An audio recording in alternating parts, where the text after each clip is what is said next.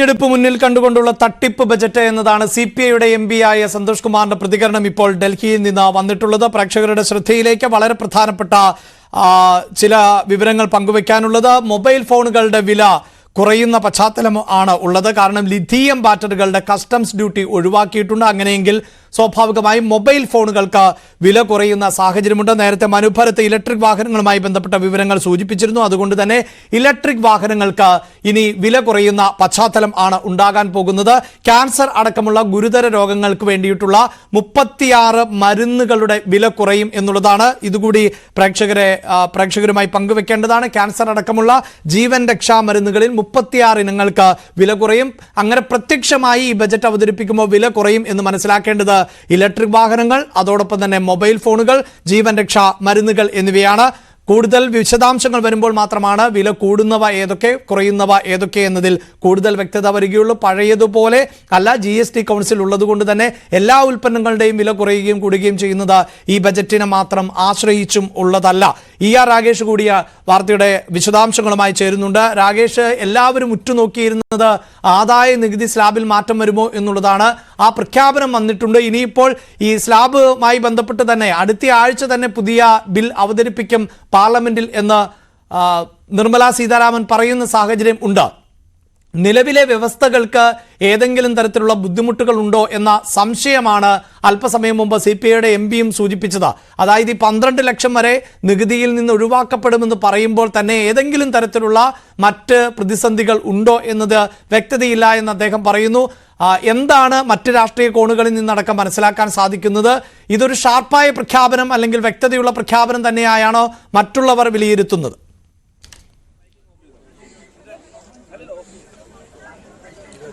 ഏതായാലും മധ്യവർഗത്തെ സംബന്ധിച്ച് കോളടിച്ചു എന്ന് തന്നെ പറയാം. കാരണം ആദായ നികുതിയിൽ വലിയ ഇളവ് പ്രഖ്യാപിച്ചിരിക്കുന്നു. പ്രത്യേകിച്ച് 12 ലക്ഷം രൂപ വരെയുള്ളവർക്ക്, വാർഷിക വരുമാനം ഉള്ളവർക്ക് നികുതി അടക്കേണ്ടതില്ല എന്ന് പറയുമ്പോൾ തീർച്ചയായും പ്രതിമാസം 1 ലക്ഷം രൂപ വാർഷിക വരുമാനമുള്ളവർ ഈ നികുതിയിൽ നിന്ന് ഒഴിവാക്കപ്പെടുക എന്ന് തന്നെയാണ് ഏറ്റവും പ്രധാനപ്പെട്ട കാര്യം. കാരണം നേരത്തെ ഇത് 7 ലക്ഷം രൂപ വരെയായിരുന്നു നികുതി അടക്കേണ്ടതായിരുന്നെങ്കിൽ ഇപ്പോൾ അത് 12 ലക്ഷമായി ഉയർത്തുന്നു. ഒപ്പം തന്നെ ഈ സ്ലാബുകൾ നോക്കുമ്പോൾ നേരത്തെ 30% 15 ലക്ഷത്തിന് മുകളിൽ വാർഷിക വരുമാനമുള്ളവരുടെ നികുതിയെങ്കിൽ ഇപ്പോൾ അത് 24 ലക്ഷമാക്കി ഉയർത്തിയിരിക്കുന്നു. അതായത് 20 മുതൽ 24 ലക്ഷം വരെയുള്ളവർക്ക് 25%, 24 ലക്ഷത്തിന് മുകളിലുള്ളവർക്കാണ് 30% എന്ന് പറയുമ്പോൾ വലിയൊരു വിഭാഗം നികുതിയിൽ നിന്ന് ഒഴിവാക്കപ്പെടുന്നു എന്ന് തന്നെയാണ് പ്രത്യേകത. തീർച്ചയായും വലിയ മധ്യവർഗത്തെ സംബന്ധിച്ച്, ജീവനക്കാരെ സംബന്ധിച്ച്, സ്ഥിര വരുമാനക്കാരെ സംബന്ധിച്ച് വലിയ ആശ്വാസം നൽകുന്ന, അല്ലെങ്കിൽ അവർക്ക്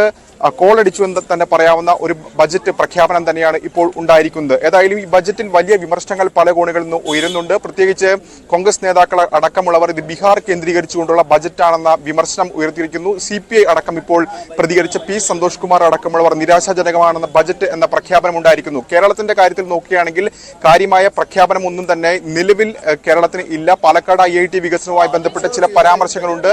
ഒഴിച്ചു നിർത്തി കഴിഞ്ഞാൽ മറ്റ് പ്രഖ്യാപനങ്ങളൊന്നും കേരളത്തിലില്ല. കഴിഞ്ഞ തവണത്തേതുപോലെ തന്നെ സംസ്ഥാനങ്ങൾ കേന്ദ്രീകരിച്ചുകൊണ്ടുള്ള ഒരു പ്രഖ്യാപനം ബജറ്റിലുണ്ടായിരിക്കുന്നു. കഴിഞ്ഞ തവണ ആന്ധ്രയും ബീഹാറും ആയിരുന്നെങ്കിൽ ഇത്തവണ ബീഹാർ കേന്ദ്രീകരിച്ചുകൊണ്ട്, കാരണം ബീഹാറിൽ ഈ വർഷം അവസാനം നിയമസഭാ തെരഞ്ഞെടുപ്പാണ്, അതുകൊണ്ട് തന്നെ ബീഹാർ കേന്ദ്രീകരിച്ചുകൊണ്ടുള്ള ഒരു പ്രഖ്യാപനമാണ് ഇപ്പോൾ ബജറ്റിൽ പ്രധാനമായും ഉണ്ടായിരിക്കുന്നത്. കാരണം ബീഹാറിനായി മക്കാന ബോർഡ് രൂപീകരിക്കുമെന്ന പ്രഖ്യാപനം ഉണ്ടായിരിക്കുന്നു. കാരണം പോഷക സമൃദ്ധമായ താമര വിത്ത് കൃഷി അത് ബീഹാറിൽ നടക്കുന്നുണ്ട്. ബീഹാറിൽ മാത്രം ഏതാണ്ട് ഈ കൃഷി ചെയ്യുന്നവർ മാത്രം ഏതാണ്ട് 5 ലക്ഷത്തിനും 10 ലക്ഷത്തിനും ഇടയിൽ വരും. അത് കൂടാതെ വരുമ്പോൾ ഇതുമായി ബന്ധപ്പെട്ട് ജീവിക്കുന്നവരെ കണക്കിലേക്ക് വരികയാണെങ്കിൽ അതിൽ കൂടുതൽ വരും. അപ്പോൾ മറ്റൊന്ന് IIT പട്ന വികസിപ്പിക്കും, ബീഹാറിനെ ഫുഡ് ഹബ്ബാക്കി മാറ്റുമെന്ന പ്രഖ്യാപനം വന്നിരിക്കുന്നു. ഗ്രീൻഫീൽഡ് എയർപോർട്ട് സ്ഥാപിക്കും, ഒപ്പം പട്ന വിമാനത്താവളം വികസിപ്പിക്കും, ഭക്ഷ്യ സംസ്കരണ ഇൻസ്റ്റിറ്റ്യൂട്ട് സ്ഥാപിക്കും, മിഥിലാഞ്ചൽ മേഖലയിലെ വെസ്റ്റേൺ കോസി കനാൽ പ്രോജക്ടിന് ധനസഹായം, അങ്ങനെ വലിയ പ്രഖ്യാപനം ബീഹാറിനായി വന്നിരിക്കുന്നു. അപ്പോൾ സ്വാഭാവികമായും അത്തരം വിമർശനങ്ങൾ വലിയ കോണുകളിൽ നിന്ന് വരുന്നുണ്ട്. എങ്കിൽ പോലും ഇടത്തരക്കാരെ, മധ്യവർഗത്തെ ആശ്വസിപ്പിക്കുന്ന, സന്തോഷിപ്പിക്കുന്ന പ്രഖ്യാപനം തന്നെയാണ് ഈ ആദായ നികുതി ഇളവ് എന്ന് പറയുന്നത്. അത്തരമൊരു പ്രഖ്യാപനം ഉണ്ടായിരിക്കുന്നു. കാരണം 10 ലക്ഷം വരെയുള്ളവർക്കാണ് ഇത്തരത്തിൽ ഇളവ് ഉണ്ടാകുമെന്നാണ് പ്രതീക്ഷിച്ചിരുന്നെങ്കിൽ അത് 12 ലക്ഷമായി പ്രഖ്യാപനമാണ് ഇപ്പോൾ ധനമന്ത്രി നിർമ്മല സീതാരാമന്റെ ഭാഗത്ത് നിന്ന് ഉണ്ടായിരിക്കുന്നത്. അഭിലാഷ്, തീർച്ചയായും കേരളത്തിലെ ജനങ്ങൾക്ക് പോലും ഏറ്റവും അനുകൂലമാകുന്ന ഒരു പ്രഖ്യാപനം കൂടിയാണ്. കാരണം ജീവിത നിലവാര സൂചികയിൽ ഏറ്റവും മുന്നിൽ നിൽക്കുന്ന സംസ്ഥാനങ്ങളിൽ ഒന്നുകൂടിയാണ് കേരളം. അങ്ങനെ കേരളത്തിൽ പോലും ശരാശരി സാലറീഡ് എംപ്ലോയിഡ് ആയിട്ടുള്ള ആളുകൾ അല്ലെങ്കിൽ മാസശമ്പളക്കാർ ആയിട്ടുള്ള ആളുകളെ സംബന്ധിച്ചിടത്തോളം 1 ലക്ഷം രൂപ എന്നത് വളരെ ഉയർന്ന ശമ്പളത്തിൻ്റെ പട്ടികയിലേക്ക് വരുന്ന ഒരു ശമ്പളം ആണ്. അങ്ങനെ മാസം 1 ലക്ഷം രൂപ ശമ്പളം ലഭിക്കുന്ന ഒരു സാലറി ജീവനക്കാരന് ഇനി മുതൽ നികുതി നൽകേണ്ടതില്ല എന്നത് കേരളം പോലെ ജീവിത നിലവാര സൂചികയിൽ ഉയർന്നു നിൽക്കുന്ന സംസ്ഥാനങ്ങൾക്ക് പോലും അവിടുത്തെ ഇടത്തരക്കാർക്ക് പോലും വലിയ ആശ്വാസമാകുന്ന ഒന്നാണ്. കേരളത്തെ പോലെ മറ്റ് സംസ്ഥാനങ്ങളെ ഒന്നും തന്നെ പൂർണ്ണമായും താരതമ്യം ചെയ്യുന്നതും സാമ്പത്തികമായി യുക്തിക്ക് നിരക്കുന്നതല്ല. സാമ്പത്തികമായി പിന്നിൽ നിൽക്കുന്ന, ജീവിത നിലവാര സൂചികയിൽ പിന്നിൽ നിൽക്കുന്ന, ഒരു ദിവസത്തെ വേതനം എന്നത് കേരളവുമായി താരതമ്യം ചെയ്യാൻ പറ്റാത്ത നിരവധി സംസ്ഥാനങ്ങൾ കൂടി ഉണ്ട്. അവിടെയാണ് ഈ ആദായ നികുതി സ്ലാബ് 12 ലക്ഷം രൂപയാക്കി ഉയർത്തി എന്നത് വളരെ പ്രധാനപ്പെട്ടതായി മാറുന്നത്. അതോടൊപ്പം തന്നെ നമ്മൾ ഈ വാർത്തയുടെ ഘട്ടത്തിലടക്കം സൂചിപ്പിച്ചതാണ്, ഡൽഹിയിലും തെരഞ്ഞെടുപ്പ് നടക്കുന്ന ഘട്ടം ആണ്. ഡൽഹിയിൽ തെരഞ്ഞെടുപ്പ് നടക്കുമ്പോൾ അവിടെ കേന്ദ്ര സർക്കാർ ജീവനക്കാർ എന്നത് വലിയൊരു ശതമാനം വോട്ടർമാർ ആണ്. അങ്ങനെ കേന്ദ്ര സർക്കാർ ജീവനക്കാരിലും 12 ലക്ഷം രൂപ വരെ ശമ്പളം വാങ്ങുന്നവർ ഉണ്ട്. അങ്ങനെയൊക്കെയുള്ള സർക്കാർ ജീവനക്കാർക്കും വലിയ തരത്തിൽ ആശ്വാസകരമാകുന്ന ഒരു പ്രഖ്യാപനം ആണ് ഇപ്പോൾ പുറത്തു വന്നിട്ടുള്ളത്. 12 ലക്ഷം രൂപ വരെ വാർഷിക വരുമാനം ഉള്ളവർക്ക് നികുതി അടയ്ക്കേണ്ടതില്ല എന്ന ഏറ്റവും പ്രധാനപ്പെട്ട പ്രഖ്യാപനം ആണ് ഈ ബജറ്റിന്റെ ഹൈലൈറ്റ്. അതേസമയം നേരത്തെ സൂചിപ്പിക്കുന്നത് പോലെ ഇത് തെരഞ്ഞെടുപ്പ് മുന്നിൽ കണ്ടിട്ടുള്ള ബജറ്റ് എന്ന വിമർശനമടക്കം നിലനിൽക്കുന്നു. ഏറ്റവും കൂടുതൽ പദ്ധതികൾ പ്രഖ്യാപിച്ചത് ബീഹാറിനാണ് എന്ന ആക്ഷേപമുണ്ട്. 2025 ഏറ്റവും ഒടുവിലായി ഒക്ടോബർ നവംബർ മാസങ്ങളിൽ ഒക്കെ തെരഞ്ഞെടുപ്പ് നടക്കേണ്ട സംസ്ഥാനം ആണ് ബീഹാർ. അതുകൊണ്ട് തന്നെ ബീഹാറിൽ പിടിമുറുക്കുന്നതിന് വേണ്ടിയിട്ടുള്ള പ്രഖ്യാപനങ്ങൾ ആണ് അധികവും എന്ന് പറയുന്നു. മാത്രവുമല്ല, നിർമ്മലാ സീതാരാമന്റെ ബജറ്റ് പ്രസംഗത്തിൽ പലപ്പോഴായി ബീഹാറിനെ കുറിച്ച് കേൾക്കുകയും ചെയ്തതാണ്.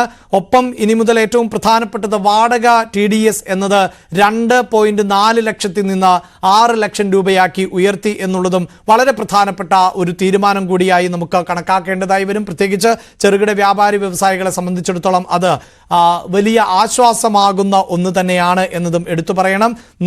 നിർമ്മിത ബുദ്ധി AI ടെക്നോളജിയിൽ വിദ്യാഭ്യാസത്തിന് വേണ്ടി 3 പ്രധാനപ്പെട്ട സെന്ററുകൾ ആരംഭിക്കും എന്ന് പറയുമ്പോൾ അത് കൂടുതൽ ആർട്ടിഫിഷ്യൽ ഇന്റലിജൻസിന് പരിഗണന നൽകിക്കൊണ്ട് ആ മേഖലയിലേക്ക് കൂടുതൽ വിദ്യാർത്ഥികളെ, ഉദ്യോഗാർത്ഥികളെ സൃഷ്ടിച്ചെടുക്കുന്നതിന് വേണ്ടിയുള്ള ശ്രമം നടക്കുന്നു എന്ന് തന്നെയാണ് നമുക്ക് മനസ്സിലാക്കാൻ സാധിക്കുന്നത്. ഒപ്പം കാർഷിക മേഖലയുമായി ബന്ധപ്പെട്ട് എത്ര വലിയ പദ്ധതികൾ പ്രഖ്യാപിച്ചതായി നമുക്ക് ഇതുവരെയും മനസ്സിലാക്കാൻ സാധിച്ചിട്ടില്ല. പക്ഷേ കാർഷിക മേഖലയ്ക്കടക്കം ഊന്നൽ നൽകിക്കൊണ്ടുള്ള വളരെ പ്രധാനപ്പെട്ട തീരുമാനങ്ങൾ ഉണ്ട്.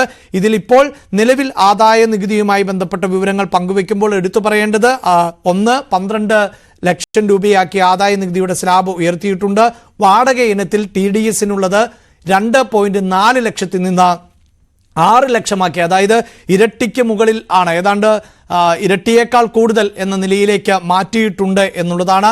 ഒപ്പം ഇൻഷുറൻസ് മേഖലയിലെ വിദേശ നിക്ഷേപം അത് 100% ആക്കി ഉയർത്തുന്നു എന്നുള്ളതാണ്. ഇൻഷുറൻസ് മേഖലയിലേക്ക് ഇനി വിദേശ കമ്പനികൾക്ക് 100% ഇൻവെസ്റ്റ്മെന്റുമായി എത്താം എന്നതും വളരെ പ്രധാനപ്പെട്ട ഒരു തീരുമാനമായി മാറുന്നു. മത്സ്യകൃഷിയെ അടക്കം പ്രോത്സാഹിപ്പിക്കുന്നതിനുള്ള പ്രഖ്യാപനങ്ങൾ ഉണ്ട്. ആൻഡമാൻ നിക്കോബാർ ദ്വീപുകൾക്ക് വേണ്ടിയുള്ള പ്രത്യേകമായ പരിഗണന നൽകുന്നു എന്നതിൽ നിന്ന് തന്നെ പുതിയ മേഖലകളിലേക്ക് കേന്ദ്ര സർക്കാർ കൂടുതൽ ശ്രദ്ധ ചെലുത്തുന്നു എന്ന് വേണം നമുക്ക് മനസ്സിലാക്കാൻ. പ്രത്യേകിച്ച്